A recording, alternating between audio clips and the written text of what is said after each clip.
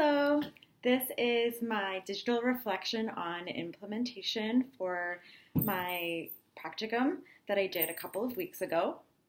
So I recently had the opportunity to give a presentation to healthcare professionals at a memory care facility. I'm sorry. So, I've previously given similar shorter presentation years ago when a doctor asked me to co-teach to staff at a nursing home. And this nursing home that I used to work at was not compliant with oral care with their residents, and we felt it was really important to give that information to the staff. And this was very different because I didn't have any formal education about learning objectives, and we just kind of covered, topics that we thought were important. And we didn't have any post-test or surveys to evaluate our teaching skills or the students' learning abilities.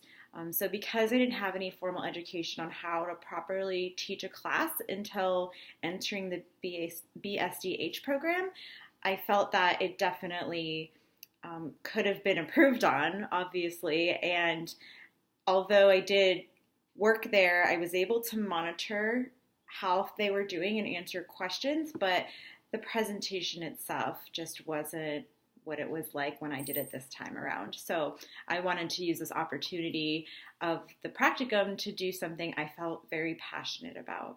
So according to the University of Washington Center for Teaching and Learning, active learning requires students to participate, including question and answering sessions, discussion, integrated into lectures, and experimental activities using hands-on activities.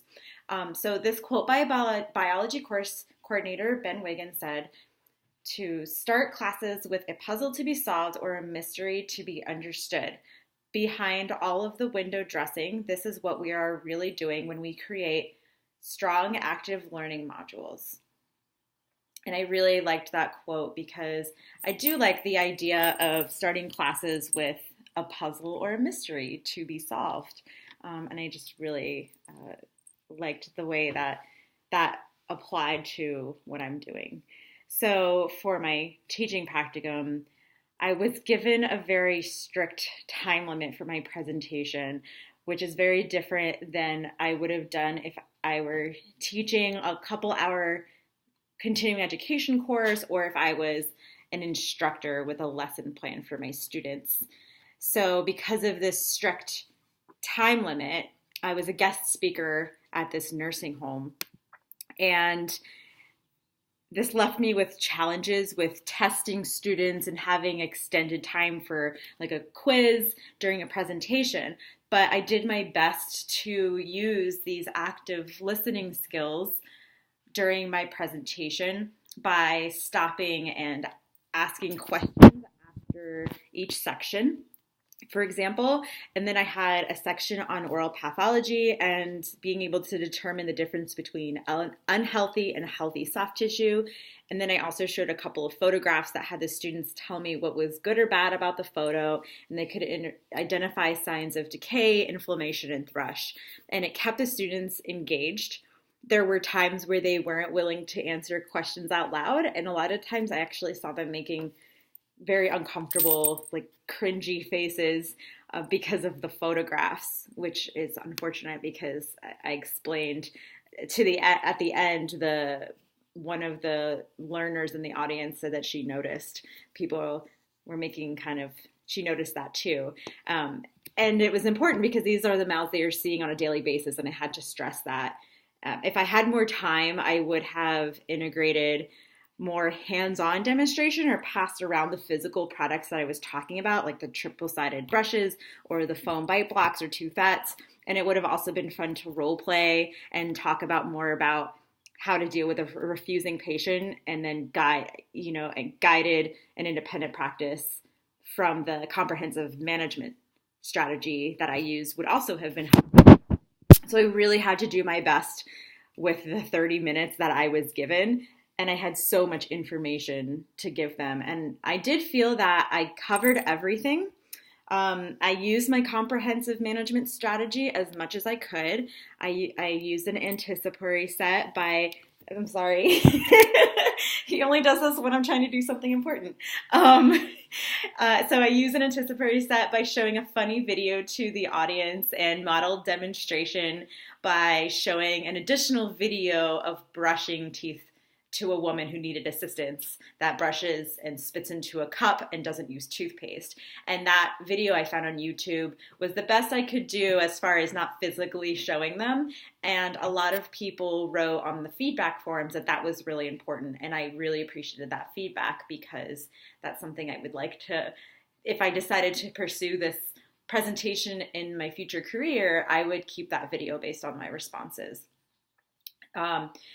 And then so during my closure, I also revisited my learning objectives, and people asked questions and told me that they were very engaged, which told me that they were very engaged with the presentation.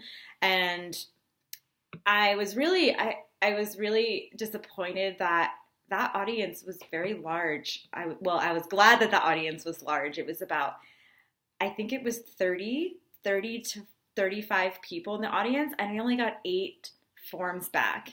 And at the end of my presentation, it wasn't recorded, but I said, this is really important. Please get these forms back to me to evaluate my skills here. And I don't know, some people they just didn't want to do it. So that really disappointed me.